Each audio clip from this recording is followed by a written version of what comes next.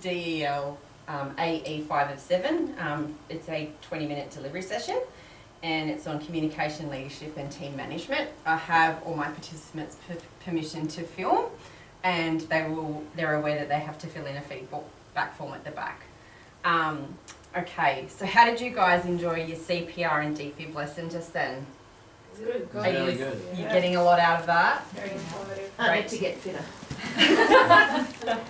It's always something to learn. Now, I all know that you had your ALS pre-reading book, so you would have done all your pre-reading.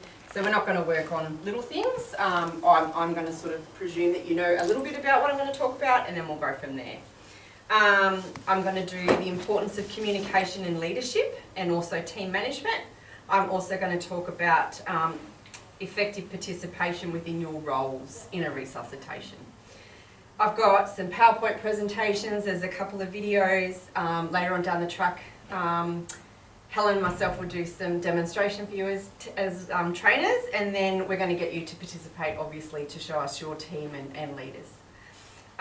Just remembering this morning we touched base on all the evacuation procedures and safety and respect and privacy for everything in the room.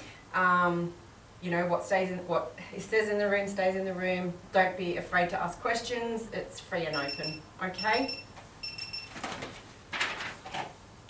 Okay, so we're going to discuss communication.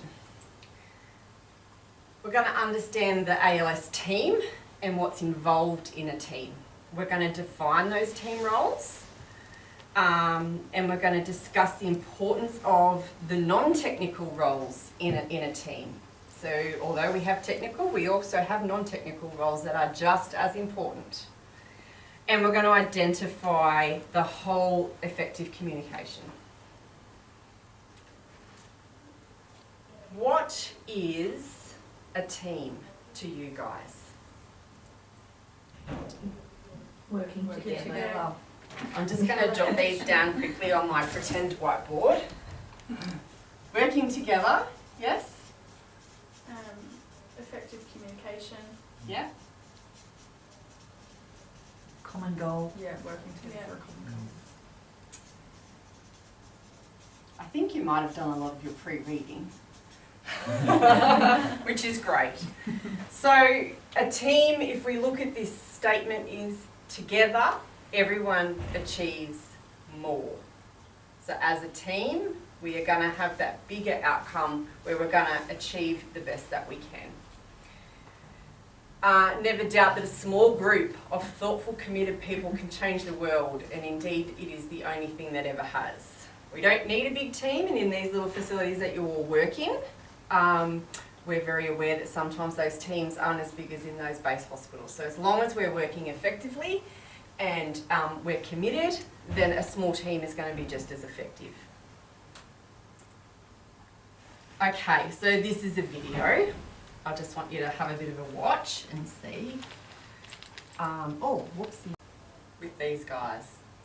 Very.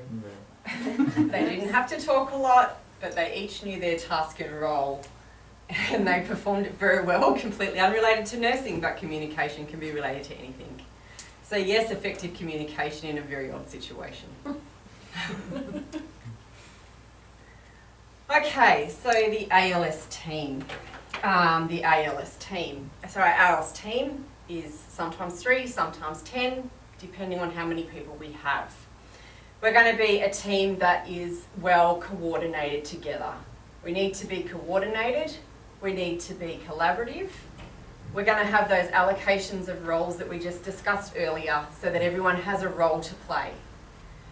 We're going to make sure that the objective is defined at the end, that we actually know the goal that we want to get to.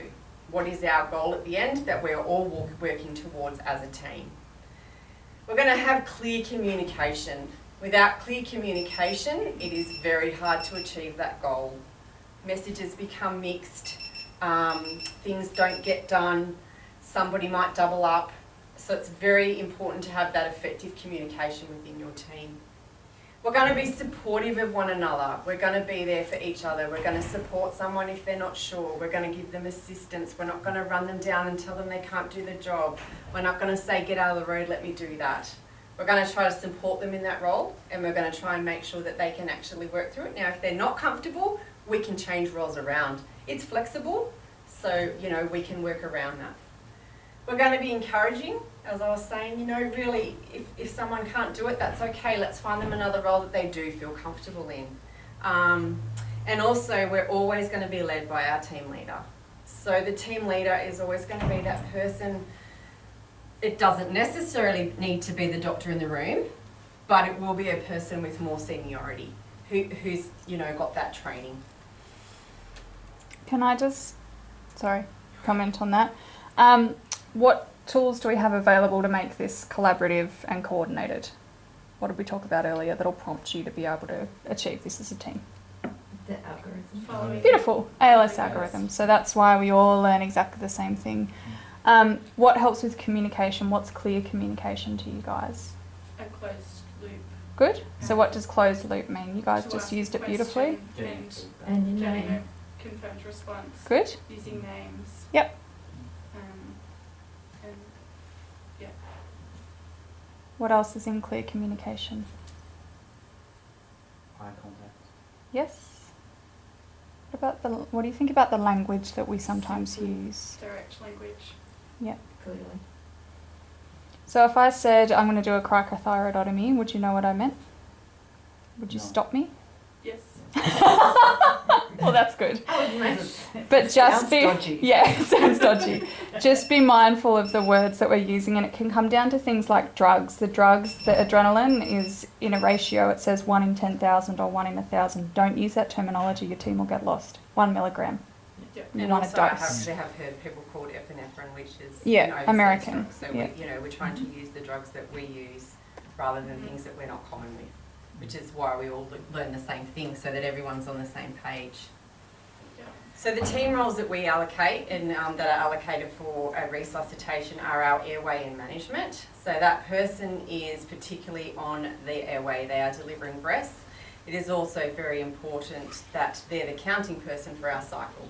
They're the person who is going to let us know when we're coming up to our 5th cycle. They can't focus on anything else but delivering those breaths in the time frame that they're delivering them and counting those cycles, and that's why that role is so important and that they focus on that. So we can't be asking them to do airway and can you do this as well over there, because that way we're going to miss the airway, and it's very important. Chest compressions, very important. We don't want compressions to be off at all. We want compressions to continue as much as they can, and because we're learning our coached, that means our compressions are off as little as possible. We also, everybody that is doing ALS can do circulation, even our basic life supports. So don't always think that you need to do the circulation part. Our wards people are very good at doing compressions. Use them when they're around because we have such a small team. So our basic life support can deliver those as well. We have the defibrillation and cardiac monitoring, which is all had a go at just before. Very stressful job, following the coach rhythm, ensuring that every other staff member's safety is paramount in your eyes, especially when delivering that. We have an IV cannulation and drug person, so we're getting lines in and drugs. So that person needs to be at least an RN level. ENs cannot be doing drugs on this. You guys can And check them, but we We don't just can't expect you give to. them. And the Be drawing scribe, things up. look, the scribe to me is one of the most important roles. To me, the scribe is the person who has all the information for me to look at. The scribe documents what time we did something. The scribe documents what the obs were at a certain time. They're following the whole timeline for you. And that information is very important when you go back to see how many cycles have we done, how many shocks have we delivered. It's the scribe that actually has all that information down for us. Now that scribe, I've seen some amazing enrolled nurse scribes, I really have. They are just amazing people. And I think it's a very important role. As much as people think it's just documenting on the board, it's one of the most vital jobs. It's something I follow, it's something the doctor follows, and it's something the retrieval team will follow and often photograph to show the path that we've actually taken. So for the scribe, it's very important that they be aware of what's happening in that situation, because there is a lot going on. People yelling out things, if you're unsure, clarify. Did you just give adrenaline Vincent? Did you just shock so that we actually have that, you're clarifying, yes, they've given that, because sometimes doctors can run in there and give a few drugs and not really tell you what they're throwing in. So it's very important that we clarify what's going in, we have it all documented. Now the team leader, what things do you think contributes to a good and effective team leader? Good communication skills. Yeah. Knowledge. Knowledge of what? What do you want them to know? To be less stressed in a I stressful think situation. remain calm. I think Yeah. it's good to have a good team leader that is like you. Come back to knowledge though. What do you want them to know? The ALS. The Beautiful. algorithm. So I want them Yeah. to know Going the ahead. ALS algorithm. I don't care if they know every single technical skill that you could possibly do to what Penny talked about And earlier. just that short rhythm. And to assess the rhythm. Yeah. That's pretty important. Yeah. So that's what I want them to know. Good. So basically, that team leader is the person who is going to conduct the entire situation that you're in. They are like the little man in the orchestra who has got so many different parts and bits that he has to put together to make one beautiful piece at the end. So he has to ensure that there's team coordination, that we're working together, that everyone is doing what they need to do in their delegated roles. They're responsible for recognising possibly if someone's not feeling so comfortable on airway, are they struggling, maybe we need to tag them out. They're responsible for, you've done 2 minutes of CPR, let's swap you over because you're getting too tired. They're responsible for that whole team cohesiveness. They've got to be an effective communicator. They've got to be able to direct clear communication and give clear direction and instructions. We want them to also give constructive feedback. In a resource that can be very difficult. There's not a lot of niceties of please and thank yous. It's do this, do that, but knowing that, you know, the goal is going to be achieved. We also want them to clarify the orders, which always comes through that closed loop of communication. So, you know, Vincent, can you give 1 milligram of adrenaline? You're going to say, Yes, I can. and what have you done? I've given 1 milligram. of Thanks, that. Vincent. You gave me 1 milligram of adrenaline and my scribes jotted that down for me. I know that I've given you that instruction, you've given that instruction back to me and you've delivered that you actually gave that for me, so you know that's what I want. The emotional intelligence is exactly what you said, that cool, calm, collective, patient team leader. It's not always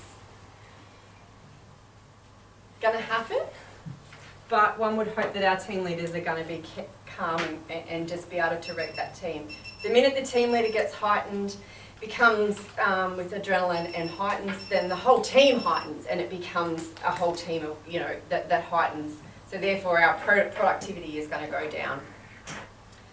We want situational awareness, so controlling any of those distractions, and situational awareness, a good example is a resuscitation in the car park that we had here this year in the middle of COVID, and a couple of us ran out with no PPE, no masks, no nothing, to the car park and did CPR on a lady. Situational awareness was not happening that day. There was no masks on. So to stand back and then say, okay, we actually don't have masks on, we do need to put masks on, you know, noticing what that situation is. And also, they need to make those informed decisions with the knowledge that they have. So we want them to have that background knowledge of the ALS, ALS2, FLEC, all of those, so that they can actually guide you and have that grounded knowledge. But we also rely on you guys, with your knowledge, you're learning the same programs, to have that knowledge. If we miss a step or we're thinking and we sort of can't get to that point, you might say, hey, what about this? And just prompt us to something that we may have forgotten in our fog. So we just want that little prompting. We're not perfect.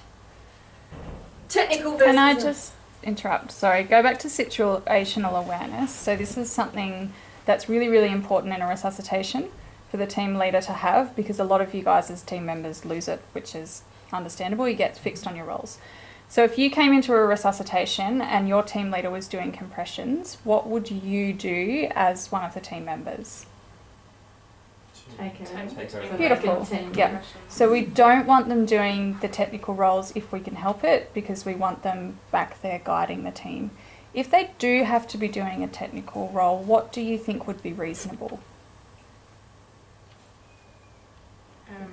Probably Breathing. putting them in the airway that they can. I generally don't want them on the airway because that's one of the most highly technical things, and we really need our airway well maintained, and the person on airway has to focus on the airway. Yeah. Just do a cannula. Coached.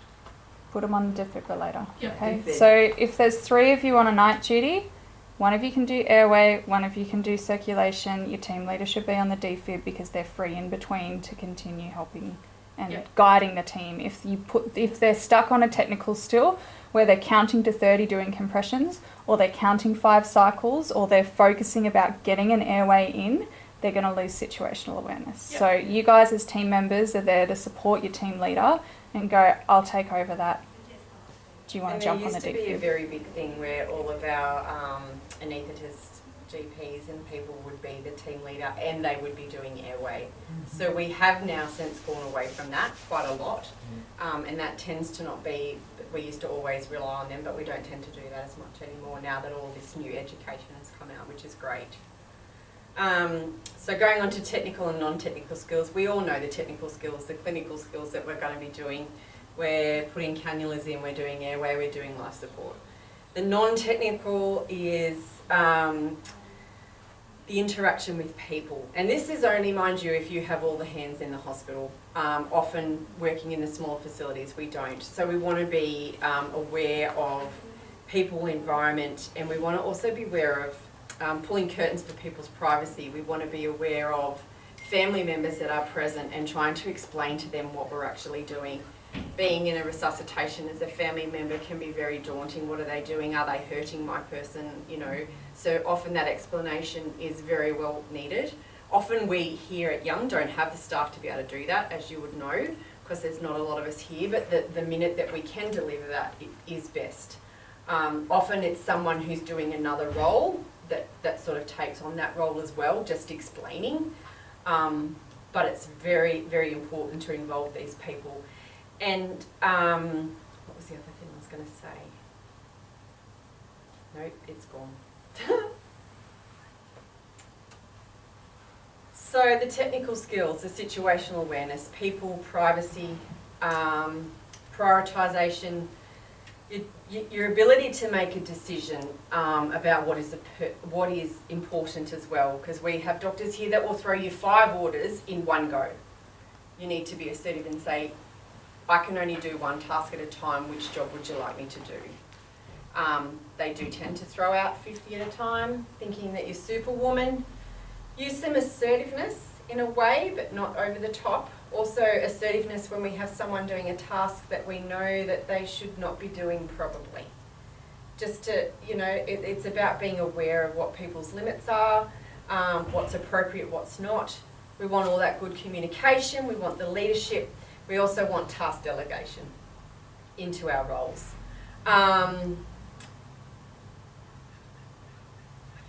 People aware of what graded assertiveness is? I think so. It's like, I don't know how to explain it. It's got an acronym like everything in health. There Have are people heard of more. PACE? Pace. The PACE acronym for graded assertiveness? So probe. Probe, good. Yep. So what kind of thing might you do to probe someone in a non-physical manner? Just ask them, you know, why are we doing this procedure? What is this about? Good.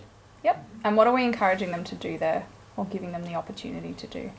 Consider why. Give you a reason. Have that reflective moment of what they're actually doing or about to do. Or have I Yeah. missed something, or should I have Yep. done Or this? should I be doing this? Yeah. Good. If they don't respond to that, what's your next level up? Ratio. Alert. Oh, So what kind of language might we use with alert? Helen. Yes, Kelly. Yeah, I don't know what you'd ask, but it's, yeah. Are you sure that we should be doing Yes, this? Helen is sure we should be. Could we look Sure. at this Can we just policy or discuss this something? Yeah. before we do it? Yeah. Okay. C. Concern. How are you going to express your concern? should we get another opinion? But we don't have time, I suppose. I'm worried that you're about to do something that is not in the best interest of the patient. Yeah. I'm concerned that this is not the appropriate task at this moment. Okay? Yep. E? Escalate. Yeah, that's your emergency language. That is stop what you're doing. Okay? So, Harm to Your patient. heart, your Stop. heart thing. yeah. So, I'm about to shock you because I've forgotten to tell you to get your hands off the chest. The team leader's going to say, Kelly, stop. Do not shock that patient because this has become a dangerous situation. I'm not going to say, Kelly, do you really think you should be shocking that person? Well, I think there might be someone on the chest still, or I'm a bit concerned. So it's about the situation that you're in. If you need to use emergency language because it's safety related, use emergency language, but don't go to that as your go-to for communication in a resus. So sometimes we probe, generally we don't in a resus, it'll usually be the alert or the concern. Yeah. Okay. Beautiful. Just another video, because videos are fun. So just away from that video. Place. Yeah, open or closed loop communication is really important, and expressing your concern if you think something, if you're concerned about something. Did you see the nurses actually sort of really push the issue that, they brought a few things in and it wasn't recognised? Yeah. It wasn't really looked at. They were sort of shunned away, that it wasn't their position to actually do that. So that's where our graded assertiveness would come in, that, we're advocating for the best of our patients. It's not always the most senior person in the room that is the best at the time, because as they say, you actually do lose it at some points, and it's up to the team to bring us back to that grounding and to sort of remind us of what the goal is, where we're at, and what we may have forgotten. Have those discussions. Very sad outcome for that gentleman. But what was great about it was actually that all those guys actually went back to work. So the lesson that they've learnt would be huge, and what they can then teach the people going down the track would be, amazing of their situational awareness. They're also focused on just that airway. The time frame probably got away from them, that she'd been down for 20 minutes really. There's so many other things that they weren't looking at except just focusing on that airway, and that was how they were going to get that airway in. They didn't look at any other plan. So communication, as we talked about before, we want that closed loop. We want it to be very clarified what we're saying, so we want it clear and concise and in the right language. We want cohesion, cool and calm. I raise my voice as a team leader, everyone else is going to raise their voice. We all want to try and get on top of one another, so it's very important to keep that cool, calm environment. We want our team members to feel free to come and say, I'm concerned. Can we just discuss why we're doing that? Or in that moment, why are we doing this? Are we sure? Maybe we should think about A or B. Have we thought about A and B before we get to C? So that we can have that teamwork, because there are things that we forget. And we don't want conflict. Definitely no conflict in a resus. It's not going to improve our outcome at all. We don't want those conflict. Distraction. We don't want to... Our focus has to be solely on what we're doing. So the person yelling over the back that they've got a sore toe has to be blocked out to some point. The fear that we all get in a resuscitation, you have to try and keep that fear at a basis. You can be paddling like the duck underneath, but on top you want to be that calm little head bobbing along.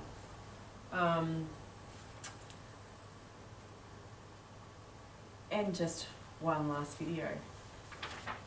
Speaking appropriately, is it clear? Does someone understand? Okay, so that's pretty much my presentation. I just want to let you realise, or discuss that that you go out and feel comfortable to be part of that team. I want you to, I want you to know that you're delegated in relation to your experience, and what your role should be appropriate to what your skills are. I want you to be voiceful if you don't feel comfortable in that position. If you get given team leader, Kelly's going to be team leader today. Probably going to say. I want you to feel comfortable to actually say, I'm actually not comfortable. There is times where we've done the courses and I should be appropriate at airway, and I might say, look, I really don't feel comfortable doing that today, for whatever reason. There will be times that you may not. Can you just let me know one thing that you learnt today? In my particular session, sorry. You need to speak up if you don't think it's right. Like that lady, those nurses. Well, they should have, but it's hindsight. But Yeah, applying the pace graded asserted. And it's not always easy to do. Yeah. Everyone has like a part to play in, like in terms of a resus or just taking care of the patient. maybe those guys, if there's two working on it, one should have stood back and had a little look what was. It wasn't. And that's Yes. why we do Which not is want your team why leader we on want that airway person. or on Yeah. those really involved They can technical see skills. the whole picture. Yeah. Yep. And that's that. You that get lost. Tunnel That vision. looking at the bigger picture from the outside and directing like the orchestra so that you can Yeah. see everything. And to start with, in our teams, in Young, you're going to find that the team leader will be doing some form of task until more people will come, Yeah. because there's just not those hands on board, especially after hours more than anything. So go forth and be a team. Use your closed loop communication and your graded assertiveness if you feel it's warranted. Support one another, and it's also, I'm sure that was mentioned this morning that, because this is part I have to mention, is that your course is re-credentialed, so keep your skills up, and that would be